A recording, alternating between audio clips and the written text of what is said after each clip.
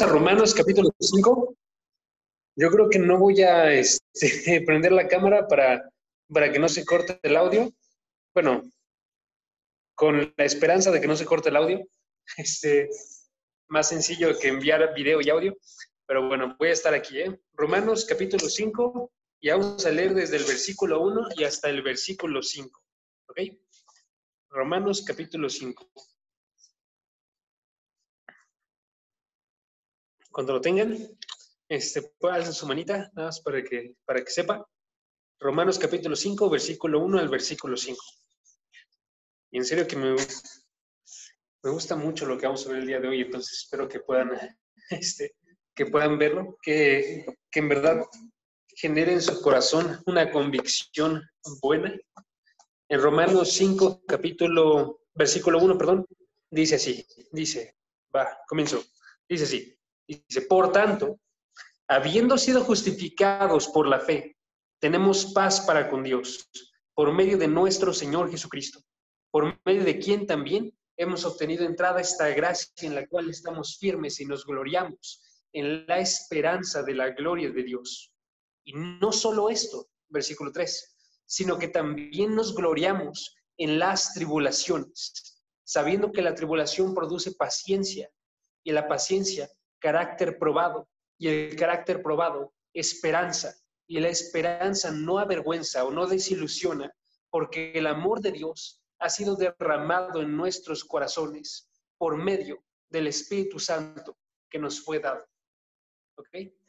Es lo que vamos a ver el día de hoy. Vamos a ver un tema que se titula gloriándose en las tribulaciones. Gloriándose en las tribulaciones. ¿Ok? Y quiero ver básicamente solo dos partes. Hay dos partes que se ven en este pasaje. Primeramente, dos partes grandes. Primeramente, se ve una paradoja extremadamente grande. Y luego se observa una razón para esta paradoja. ¿Ok? La paradoja, la razón.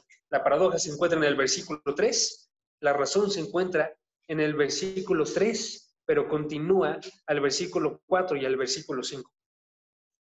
Y hay una parte, podríamos nosotros dividir esto, que está en el versículo 4, de esta razón, que es algo que forma parte de ti.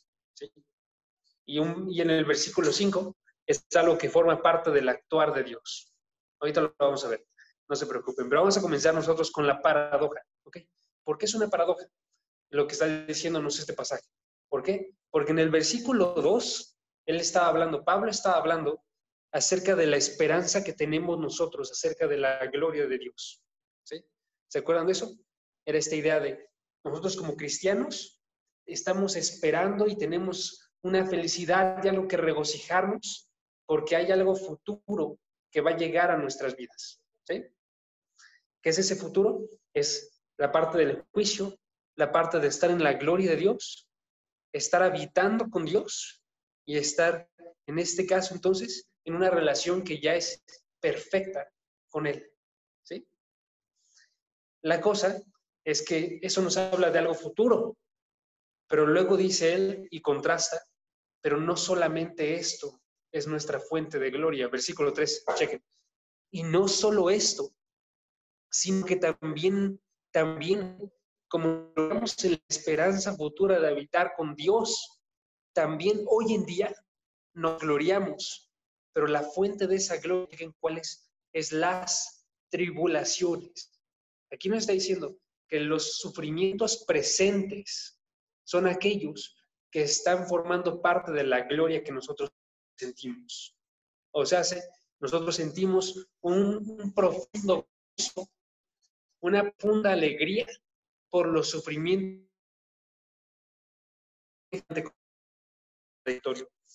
Cuando Pablo comienza estas palabras, está queriendo responder a algo que es muy común en su tiempo y que es muy común el día de hoy. En el tiempo de Pablo, los judíos pensaban esta idea de si Dios ama a tu persona, Él va a bendecir quién eres tú. Va a bendecir tu vida con riquezas, va a bendecir tu vida con buenas situaciones, va a estar haciendo que crezca todo lo que está en relación a ti. ¿Sí? Y mientras que está sucediendo eso, y él Pablo está diciendo, nosotros tenemos paz con Dios, los cristianos, no ustedes, si están en una relación mala con Dios, sino nosotros tenemos una paz con Dios, pero en la parte externa no se está viendo ni esa riqueza, ni ese estatus, ni se está viendo la clase cultural que podríamos pensar nosotros tienen que tener los cristianos. Entonces está viendo algo que los judíos dirían, claro que no, tú estás siendo maldito por Dios, ¿sí? De la misma forma en la que ellos decían en el ejemplo de Lucas 13, no sé si se acuerdan de Lucas 13, cuando están hablando con Jesucristo y le están diciendo hay dos cosas, una matanza que fue realizada por Pilato y la caída de la torre de Siloé, que causaron la muerte de muchas personas. Y ellos le preguntan a Jesucristo, ¿esto fue a causa de su pecado? Y él le responde, claro que no, porque no había una relación entre esas dos cosas, como ellos pensaban. Pero entonces Pablo se tiene que enfrentar con ese tipo de criticismos, ¿no? Porque él estaba viviendo de una forma que era perseguido, con enfermedad, con dificultades de todo tipo, y aún así está diciendo, yo tengo paz para con Dios, ¿no? Versículo 1 de este pasaje. Habiendo sido justificados por fe, tenemos paz para con Dios. Y 2, habitamos en una gracia y somos firmes en esa gracia, y aún así tenemos esto por fuera que se está viendo en nuestras vidas, ¿no? Estamos en Romanos capítulo 5, versículo 3 al versículo 5. Entonces, ¿qué es lo que sucede con esto? Que cuando él está diciendo esto, está yendo más allá de lo que esperarían las personas, ¿sí? No está diciendo simplemente él, nosotros estamos viviendo en las tribulaciones y nos gloriamos acerca de algo futuro, o podría decirlo yo, nos gloriamos a pesar de las tribulaciones, sino que él está diciendo, nos gloriamos en las tribulaciones. La fuente de la gloria del cristiano, en este caso, son las tribulaciones. Y eso es bien, bien importante. Ahorita vamos a ver por qué. Pero quiero que noten primeramente, mientras estamos viendo esta paradoja, que es algo extremadamente normal para el cristiano vivir en tribulaciones. ¿Ok? Entonces quiero que vean que es algo normal para el cristiano. Chequen, por ejemplo, lo que nos dice Primera de Pedro, capítulo 4, versículo 12. Voy a lanzar versículos, entonces quiero ver que me ayuden a buscarlos entre varios. Primera de Pedro 4, 12. ¿Lo puedes buscar, Dodi, porfa? Vas. Cris, ¿puedes buscar Hechos, capítulo 14, versículo 22, porfa? Lucy, ¿puedes buscar Romanos 8, versículo 17? Romanos 8, 17. ¿Ok? Y Meni, ¿puedes buscar Mateo 10, versículo 25, porfa? Y ya, con esos, yo creo que tengo otros dos más, pero mejor nos quedamos ahí. Cuando ya tengan, comenzamos nosotros con 1 de Pedro 4:12. ¿Y qué dice, amigo? Léelo bien, bien fuerte. Amados, no se sorprendan el fuego de prueba que en medio de ustedes ha venido para tomarlos. Como si alguna cosa extraña les estuviera aconteciendo. ¿Digo? No, quédate ahí, quédate. ¿Qué dijo? No se sorprendan con el fuego de prueba como si una cosa extraña les estuviese aconteciendo. O sea, no es algo que es extraño. Extraño sería que no tuvieran la prueba, ¿sí? Pero está diciendo él, no se sorprendan. Este es un fuego de prueba. Si nosotros continuamos en el pasaje, nos está diciendo que este fuego de prueba está purificando la vida del cristiano, ¿sí? Pero ahorita nada más me estoy concentrando en el hecho de que es normal. Entonces vamos a seguir con los pasajes. ¿Qué más? Ahí dice, no se sorprendan porque es algo normal. Siguiente pasaje, esa es la inflexión. Hechos capítulo 14, versículo 22. Cris. Exhortándoles a permanecer en la fe y diciendo, es necesario que a través de muchas tribulaciones entremos en el reino de Dios. Ok, está hablando Pablo y está hablando acerca de la forma en la que predicaba y está diciendo, Pablo predicaba de esta forma en la cual él decía, es necesario que a través de muchas tribulaciones entremos en el reino de Dios. No, la palabra necesario. Si necesario implica, es algo que no es opcional. Es necesario que a través de muchas tribulaciones nosotros entremos en el reino de Dios, ¿no? Hechos capítulo 12, versículo 22. Ahora, ¿qué dice Romanos 8, 17?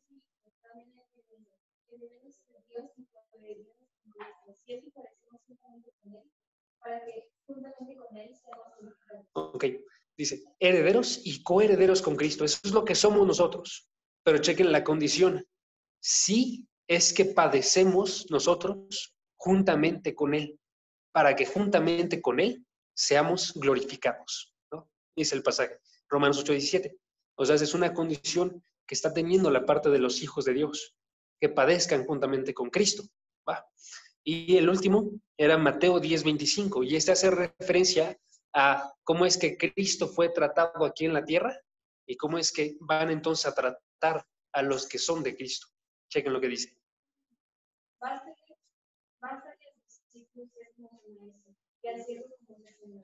Si el padre ¿cuánto más a los de su casa? Si al padre de familia llamaron Belcebú, este es Jesucristo. A Jesucristo lo compararon con Belcebú, con Satanás, ¿no? ¿Cuánto más a los que son de su familia? ¿Cuánto más implica? Tendría que hacerlo más con los que son de su familia, ¿no? Ok, entonces quiero que noten, está hablándonos de algo que está sucediendo de forma normal para aquellos que son cristianos. Cuando vemos esto nosotros, vemos que esta es una fuente de alegría. Y lo vamos a notar nosotros a través del pasaje de Romanos.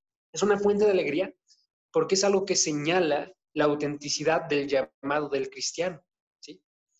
Quiero que veamos eso de forma extremadamente grande, porque, otra vez lo repito, no está hablándonos de un gozo, de una gloria a pesar de la tribulación, sino de una gloria en la tribulación, de una confianza que surge en cada uno de nosotros acerca de nuestro estado como personas salvas, redimidas por la tribulación que estamos afrontando nosotros en nuestra vida, ¿sí? Ahora entonces, podemos pensar nosotros a qué hace referencia con estas aflicciones, con estas tribulaciones, ¿no? Porque es bien importante que sepamos nosotros esto. ¿Qué es lo que está involucrando con estas tribulaciones? ¿Está involucrando absolutamente todo sufrimiento? ¿O está involucrando nada más el sufrimiento que es por Cristo? ¿O qué tipo de sufrimiento? No te preocupes. ¿Qué tipo de sufrimiento se está englobando con esta palabra? Y lo que vemos nosotros a través de lo que está diciendo aquí y los usos que tiene en la Biblia de esta palabra, que es la palabra, deme 2 segundos, esta está difícil de pronunciar. Entonces,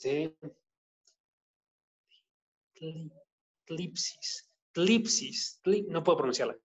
Se escribe T-H-L-I-P-S-I-S.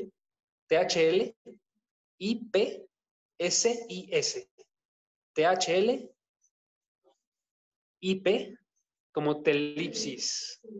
Pero sí, es que tiene una pronunciación bastante específica el TH, entonces no me sale el sonido, bien honesto.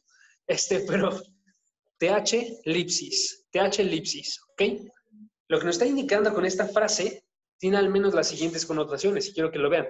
Primera connotación, un sufrimiento que se realiza por la iglesia. O sea, cuando tú estás acercándote a la iglesia, en este caso Pablo habla acerca de sí y dice, yo estoy sufriendo tribulaciones por ustedes que son la iglesia de Cristo. Y la razón por la cual es porque él iba y predicaba de forma constante, de casa en casa, porque él pasaba tiempo con ellos a cuesta de sí mismo, ¿sí? Porque él incluso trabajaba para poder estar habitando entre ellos y pasaba todo el tiempo que tenía junto con ellos. Y eso lo podemos ver cuando nosotros nos vamos a Colosenses, capítulo 1, versículo 24. Si quieren, no lo busquen, yo se los leo.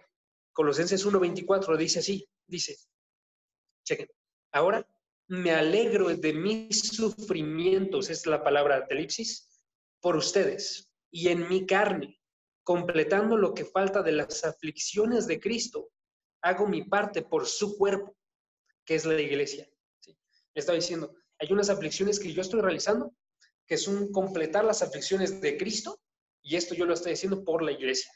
Es un sufrimiento que la persona tiene por la iglesia de Cristo, que es el actuar de Cristo en la persona, sufriendo por los miembros de su cuerpo.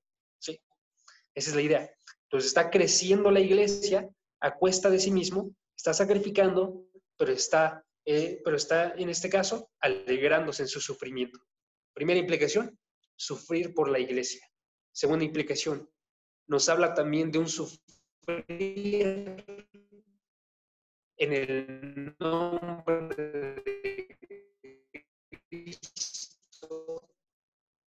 En el nombre de Cristo, os hace por proclamar a Jesucristo. Y eso lo podemos ver nosotros en los pasajes que ya leímos. Y nada más lo recuerdo, como el padre de la casa le llamaron Belcebú, de esto, ¿no? Está diciéndonos, nosotros que estamos discípulos de Jesucristo, que es con lo que...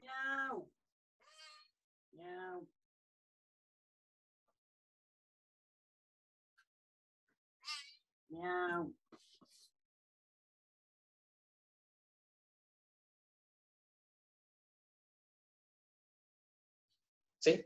Esto es, nosotros estamos padeciendo en su nombre. Entonces, por llamar a Jesucristo nuestro Señor, por llamar a Jesucristo nuestro Salvador, por estar predicando la palabra, por estar proclamándola sin nosotros ceder, vamos a sufrir, cada uno de nosotros, ¿sí? Pero eso no es todo lo que implica. Tribulación, no lo vamos a observar. Dime, Jazz, ¿qué pasó? ¿Jazz? No, la segunda implicación que dijiste se te entrecortó y no se entendió. La primera sí, de la iglesia, pero la segunda no. Claro que sí. La segunda es sufrir en el nombre.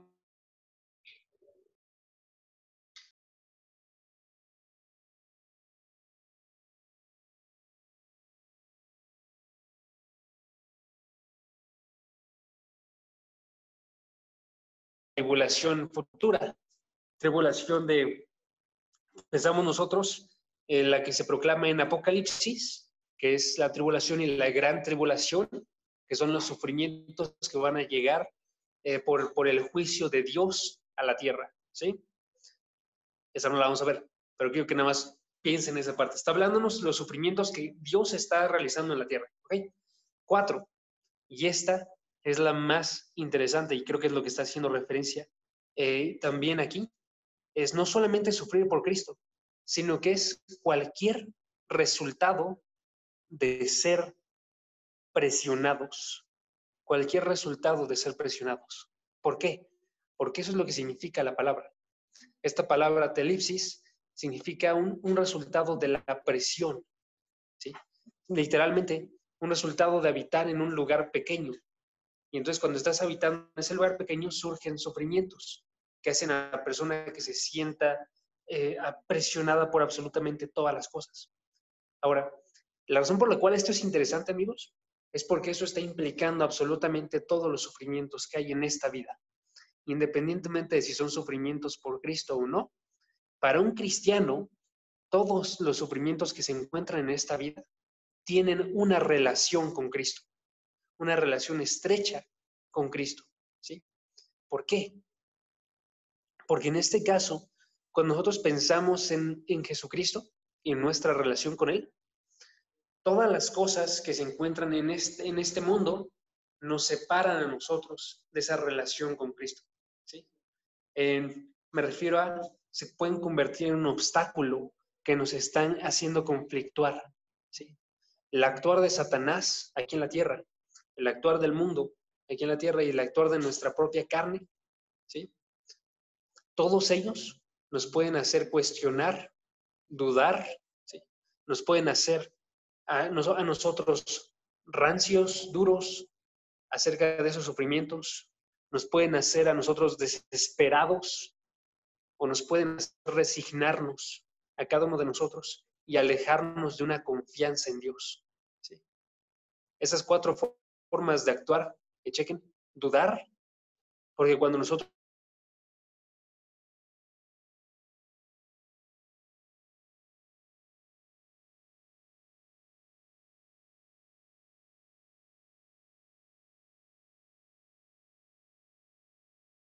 es bueno en medio de esto o no lo es. O pueden responder ustedes con rudeza, con una sensación agria dentro de ustedes y decir simplemente, no es bueno Dios, ¿sí? O pueden responder ustedes con desesperación y estar sufriendo dentro de ustedes y no parar de llorar dentro de su ser, ¿sí? Y estar en constante desánimo acerca de lo que está pasando en sus vidas.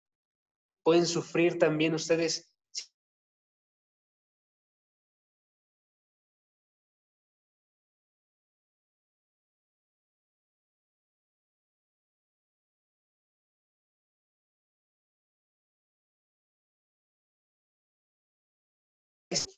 confianza en Dios, ¿sí? Y la razón por la cual Pablo escribe este tipo de versículos y la razón por la cual es necesario que nosotros prediquemos este tipo de versículos es para proveer esperanza dentro de estas situaciones, ¿sí? Pasar estas situaciones y vamos a responder en alguna de estas 4 formas que les acabo de comentar, o vamos a responder con una fe y una confianza que está gozándose en el medio de la tribulación, ¿sí? Por eso es una paradoja extremadamente grande la que estamos viendo ahorita. Y la forma en la que vamos a solucionar esto está en el versículo 3 al final.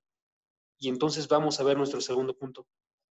No solo ver que es una paradoja, sino ver cuál es la razón que sostiene esta paradoja. La razón por la cual el cristiano se gloria, ¿sí? Y chequen lo que nos dice el versículo 3 al final. La razón es un conocimiento, primeramente, ¿sí? Entonces, ¿qué sucede dentro de ti? Que tienes un conocimiento que está sosteniéndote en esta prueba, o en esta dificultad, o en esta tribulación, cualquier tipo de fuente de mal. Chequen. Romanos 5, versículo 3, dice así. Y no solo esto, sino que también nos gloriamos en las tribulaciones. ¿Cómo nos gloriamos? Sabiendo que la tribulación produce paciencia, y la paciencia, carácter probada, y el carácter probado, esperanza. Noten con lo que comenzó. Sabiendo, o sea, conociendo. Teniendo un conocimiento dentro de nosotros, se puede superar esta prueba y ver como gloria y tener una buena actitud. ¿Cuál es el conocimiento que tenemos que tener? Tenemos que tener un conocimiento de que al final de esto se convierte en un proceso y ese proceso termina con esperanza, ¿sí? Ese proceso aquí, en esta forma en la que lo coloca Pablo, tiene 4 pasos. Primeramente, que existan aflicciones. Segundo, que exista, denme 2 segundos, que exista paciencia, que exista tribulación, que exista paciencia. Tercero, que exista un carácter probado. Y cuarto, que exista esperanza. Y eso es bien importante, porque entonces la razón para gloriarnos el día de hoy acerca de las tribulaciones no es la mera tribulación, sino es la esperanza que produce esa tribulación, ¿sí? A través de todo esto. Y chequen la forma en la que sucede esta secuencia, porque es una secuencia en la cual si uno es cristiano y recibe aflicción, ninguna de las demás cosas va a faltar. Todas se cumplen. Y es una secuencia muy hermosa. Es como la secuencia que nos encontramos en Romanos capítulo 8, versículo 32. A los que predestinó, a esos también llamó, y a los que llamó, a esos también justificó, a esos también glorificó. O sea, si lo primero comienza, todo se completa hasta el final, ¿sí? Aquí, ¿qué sucede? Sucede que si hay una aflicción y esa persona es cristiana, lo siguiente que surge en esa persona es paciencia. ¿Qué es paciencia? Paciencia significa una fuerza espiritual que soporta. Una fuerza espiritual que soporta y que hace más fuerte al cristiano, en este caso, ¿sí? Una fuerza espiritual que soporta y hace más fuerte al cristiano. ¿Por qué? Necesita la aflicción para que suceda esta fuerza. Porque sin la aflicción no habría nada a lo que tuvieras que tener fuerza, ¿sí? Pero un cristiano tiene fuerza. Un cristiano tiene paciencia. Un cristiano, entonces, es en este caso, cuando surge la aflicción, se nota que ese cristiano tiene una fuerza que no proviene de sí, sino que proviene de Dios. Y esa fuerza lo fortalece a él cada vez más. Piensen ustedes en la forma en la que funciona, por ejemplo, un maratonista. Y vayan a Hebreos capítulo 12, versículo 1. Un maratonista Si alguno de ustedes ha corrido, ¿saben qué? Les voy a contar desde mi propio testimonio. A mí me gustaba correr muchísimo en la preparatoria. Hechos, que diga Hebreos capítulo 12, versículo 1. A mí me gustaba correr muchísimo en la preparatoria.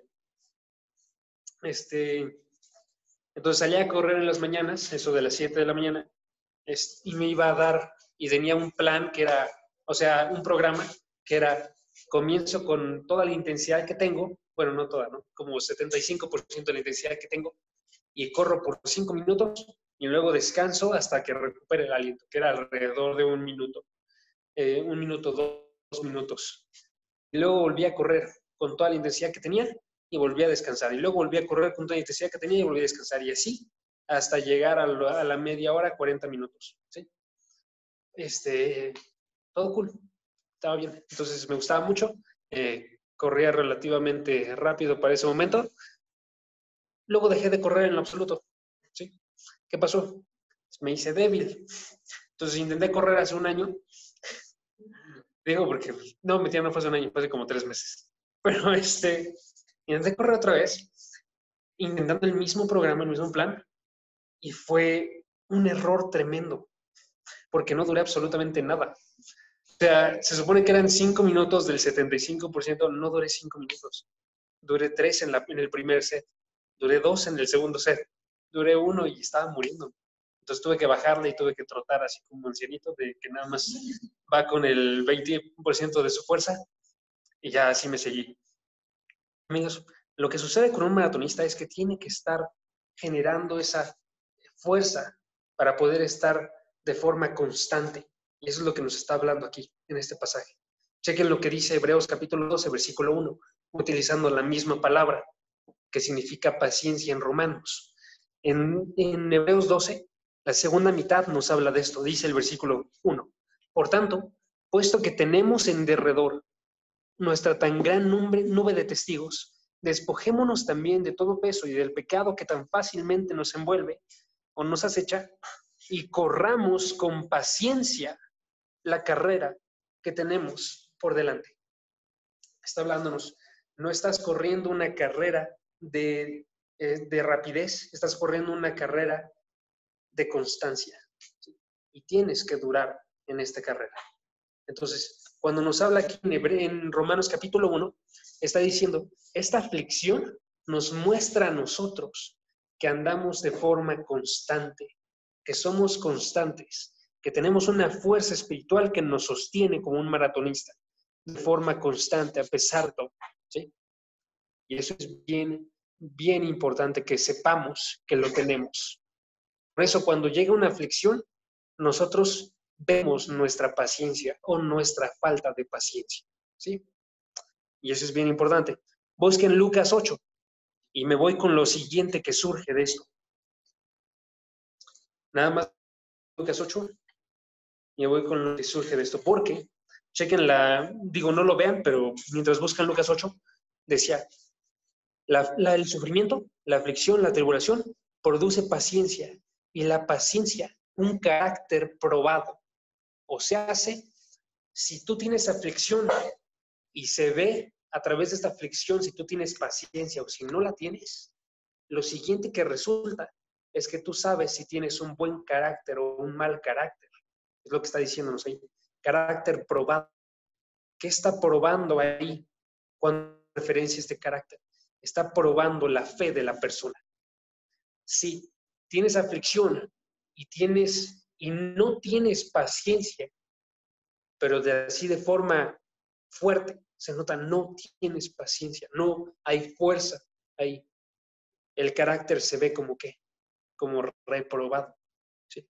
Por eso es bien importante que nosotros sepamos que esta aflicción nos está permitiendo a nosotros ver nuestra paciencia y ver si tenemos un carácter que es verdadero. Chequen lo que dice Lucas 8, versículo 15.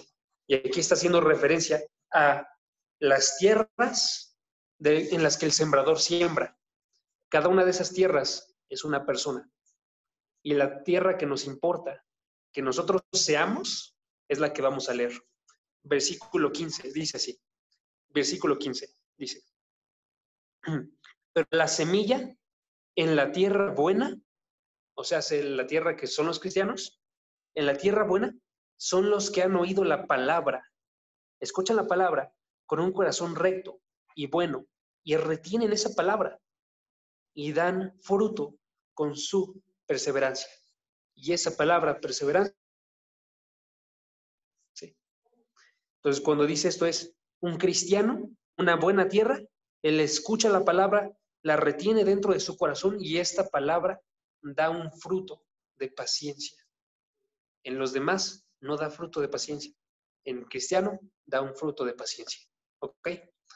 Y entonces tenemos la cuarta parte y lo último que llega en esta cadena es que digamos que ustedes entonces sufren alguna aflicción y ustedes la sufren como cualquier persona, porque lo vamos a sufrir también en cierta forma, ¿no? Por supuesto que vamos a llorar, por supuesto que vamos a sentirnos decaídos, pero entonces llega a ustedes esa fuerza espiritual de la palabra, como la que está aquí, llega la fuerza de la palabra y ustedes obtienen esa paciencia y se levantan con fuerza y permanecen con la siguiente aflicción y permanecen con la siguiente aflicción. Y viendo esa permanencia, dicen, yo tengo un carácter probado, tengo una fe verdadera, porque me está sosteniendo en cosas donde las personas no se sostienen. Y entonces dicen ustedes, entonces es real que Dios actuó en mí. Es real que esta fe que yo tengo no proviene de mi propio ser, sino que proviene de Dios. Y entonces, ¿qué produce eso? Produce esperanza. Produce esperanza en la persona, porque sabemos nosotros, la firmeza de nuestra fe proviene de Dios. Y Dios te va a sostener hasta el fin de tus días. ¿Sí? Por eso nos gloriamos en las tribulaciones. Porque a través de las tribulaciones, yo digo, tengo una forma de saber dónde es que estoy parado. Y a través de eso, saber qué es lo que a mí me espera en el futuro. No tenemos esperanza como esperanza del versículo 2. Tenemos una esperanza en la gloria de Dios. Y aquí tenemos una firmeza de esa esperanza que llega a través de del sufrimiento, de la aflicción, de la tribulación. ¿Sí? ¿Ok? Noten una última cosa antes de que pasemos al siguiente versículo. Una última cosa. Entonces nos está diciendo también que la esperanza es como un músculo. La esperanza es como un músculo. ¿Cómo funciona un músculo? Un músculo es afligido, ese músculo se recupera, ese músculo sale más fuerte y ese músculo lo observas. Y entonces vas y se lo presumes a la chica que te gusta. Ese es consejo para Dodi. Y consejo para Armando. ¿Qué sucede si tú no ejercitas ese músculo? No tienes nada que presumir, ¿no? En este caso, pensemos ahora en esperanza. ¿Qué sucede si mi esperanza no es reafirmada con la tribulación? Que deja de ser visible, deja de ser notable para mí. Y entonces yo, cristiano, dejo de notar que tengo una esperanza y esta esperanza es firme. Por eso me glorío en la tribulación, porque a través de esa tribulación se está reafirmando mi esperanza. ¿Ok? Eso es lo que he comentado al inicio, que estoy explicando aquí. Se reafirma esta esperanza y entonces esta esperanza haciéndose más visible a mis ojos, se vuelve una fuente de gloria para mí. Por eso me glorío en la tribulación. ¿Ok? Necesitamos dificultades para saber dónde estamos parados. Y necesitamos superarlas para poder estar reafirmando esta esperanza que tenemos nosotros en Dios. ¿Ok? Y terminamos. Último punto. Bueno, no es otro punto, pero es la parte interna. Les había comentado. Esto es lo que tú realizas. Versículo 3, final, y versículo 4. ¿Qué realizas tú? Tú, viendo la aflicción, permaneces en paciencia. Viendo tu paciencia, observas tu carácter aprobado y entonces observas tu esperanza. Pero para que esto suceda, amigos, necesita suceder algo que sea externo a nosotros. Y entonces esta parte interna depende de lo externo, que es el actuar de Dios. Versículo 5. Actuar de Dios. Chequen lo que dice el versículo 5. Entonces el versículo 5 comienza hablando de la esperanza Y luego dice la fuente de esta esperanza, como el versículo 3 y 4.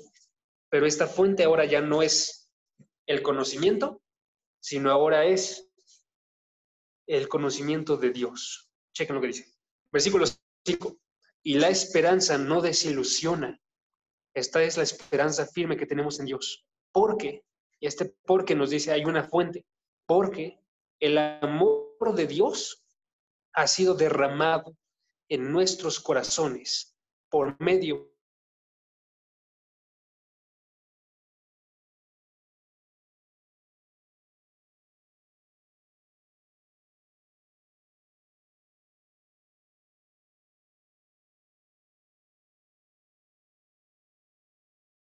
tiene que estar el amor de Dios derramado en nuestros corazones por medio del Espíritu Santo.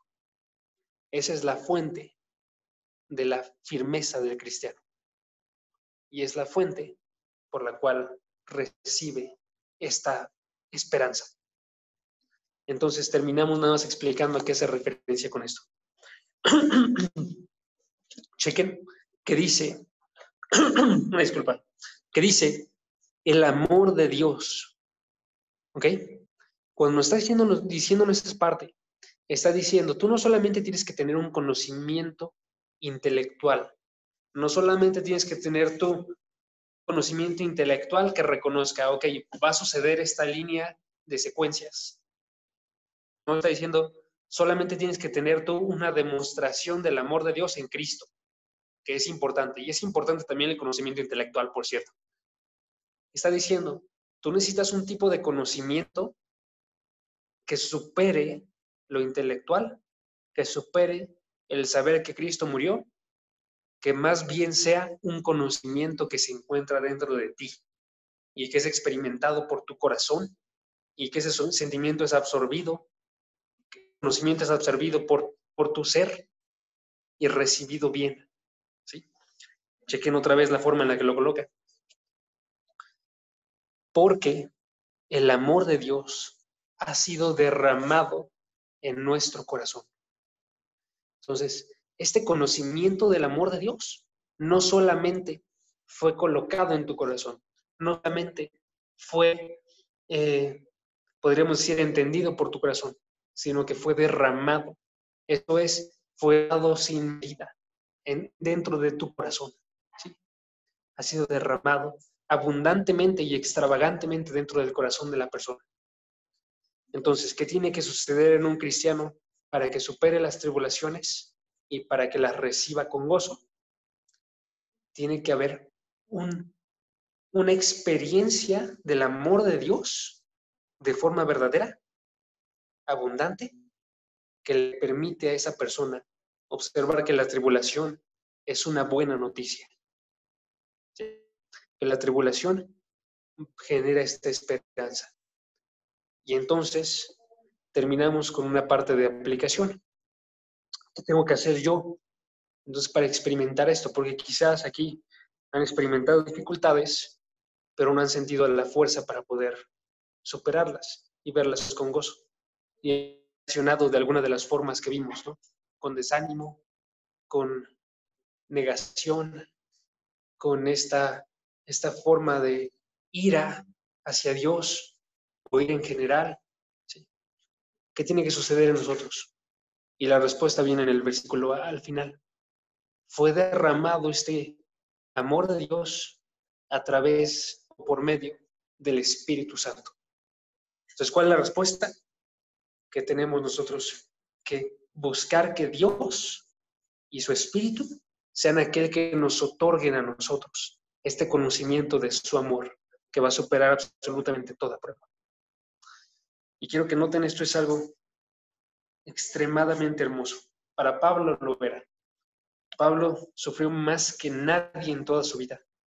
Y aún así Pablo estaba diciendo estas palabras. Y si eso es cierto para él, no te lo digo yo, que no he sufrido nada en mi vida, si soy bien honesto. Te lo está diciendo alguien que en verdad sufrió y te lo está diciendo Dios, que es más un testigo más fiel que nadie acerca de la verdad que proclama él. ¿Ok? Entonces terminamos orando.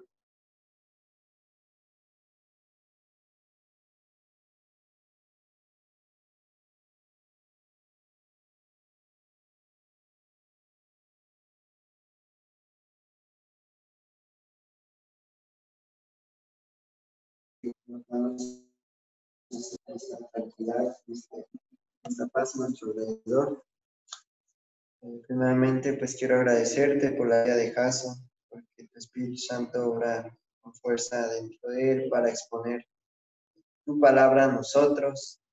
Y gracias porque tú eres fiel y el día de hoy nos enseñas un tema en extremo esencial para nuestra vida.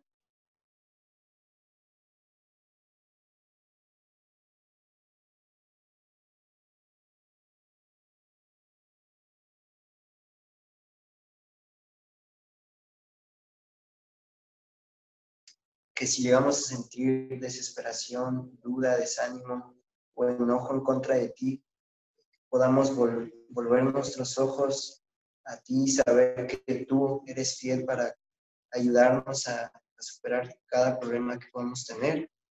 Te pedimos que nos ayudes a plasmarlo en nuestra mente, en nuestro corazón, que el día de mañana que nos veamos en alguna aflicción, tú puedas trabajar nuestra paciencia, nuestro carácter, y de ese modo nosotros poder darte honra y gloria aún en medio de esas pruebas. Te pedimos que tú nos sigas bendiciendo, que sigas bendiciendo este tiempo, que tú sigas bendiciendo la vida de Jaso, que nos permitas, por favor, seguir teniendo estos tiempos de estudio de tu palabra. En Cristo Jesús agradecemos este tiempo. Amén. Amén. Muchas